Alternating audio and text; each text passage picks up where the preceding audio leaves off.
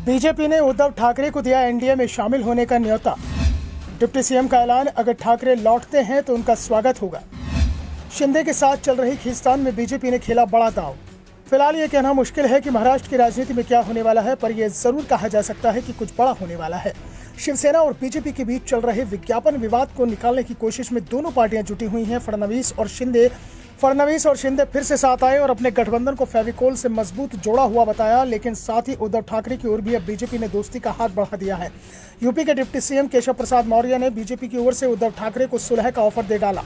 UP के deputy CM ने कहा कि उद्धव ठाकरे को अगर बीजेपी के साथ आना है तो उनके लिए दरवाजे सदा खुले रहेंगे। साफ है कि बीजेपी ने उद्धव ठाकरे के लिए अपने दरवाजे बंद नहीं किए हैं। दरअसल महाराष्ट्र में उद्धव ठाकरे और बीजेपी दोनों ही पार्टियां हिंदुत्व की राजनीति करती हैं और समान विचारधारा के चलते ही दोनों दलों का गठबंधन लंबे समय तक कायम रहा था। लेकिन सीएम पद को लेकर हुए तकरार के चलते उद्धव ठाकरे ने बीजेपी से गठबंधन तोड़ दिया था।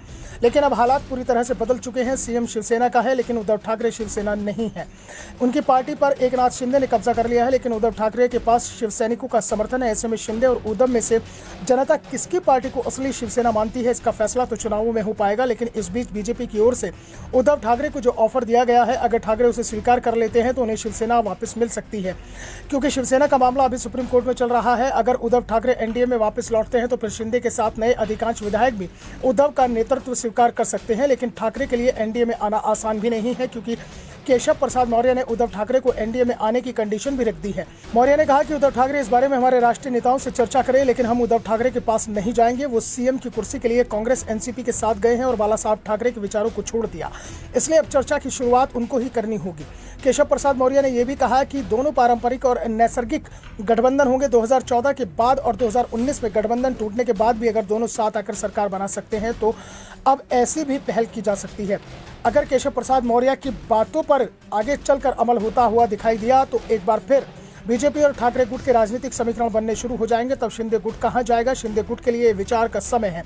वैसे भी इस समय बीजेपी और शिंदे गुट के बीच तनाव चल रहा है। शिवसेना की ओर से जारी किए गए विज्ञापन को लेकर दोनों ही गुट के नेता एक दूसरे पर निशाना साध रहे हैं। वैसे 4 दिन तक चली बयानबाजी के बाद अब बीजेपी की ओर से अपने नेताओं को सख्त हिदायत दी गई है कि वो एकनाथ शिंदे या शिवसेना के किसी भी नेता के खिलाफ कोई बयान नहीं देंगे।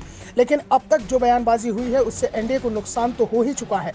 साथ ही बीजेपी की ओर से उद्धव ठाकरे को एनडीए में शामिल होने का जो न्योता दिया गया है, उससे अब शिंदे गुट बेहद दबाव में दिखाई दे रहा है, क्योंकि उद्धव ठाकरे अगर एनडीए में आएंगे तो शिंदे गुट हाशिए पर चले जाएगा। साथ ही एकनाथ शिंदे को भी एहसास हो चुका है कि अगर वो बीजेपी से अलग होते हैं तो उनकी पार्टी के अस्तित्व पर संकट मंडराने लग जाएगा।